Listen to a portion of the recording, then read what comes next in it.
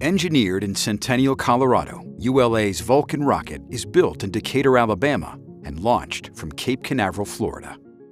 Once the rocket is manufactured, it travels to Cape Canaveral on ULA's cargo ship, known as Rocket Ship. After arriving in Florida, ULA's launch operations team begins assembling the rocket. Stacking begins with lifting the 109-foot Vulcan booster, powered by twin BE-4 engines, onto the Vulcan launch platform. For additional thrust at liftoff, solid rocket boosters are attached to the sides of the first stage. ULA's ultra-thin stainless steel Centaur upper stage, powered by two RL-10C engines, is then lifted into position. Lastly, the payload fairing, containing the spacecraft, is lifted and mated to the Vulcan rocket.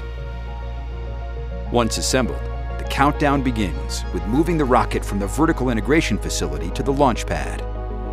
The trip to the pad is about 1/3 of a mile. Throughout the 20-minute trip, a support van leads the move, followed by the payload van, providing communication with the spacecraft, and the ground van, providing support to the rocket. The Vulcan launch platform supplies air conditioning, electrical, and propellant lines to the rocket. Track mobiles at the rear power the convoy, which includes an environmental control system, providing air conditioning to the payload and rocket, as well as a backup generator. Vulcan arrives at the pad for fueling and other final preparations, and once fueled, weighs nearly 1.7 million pounds and stands 202 feet tall.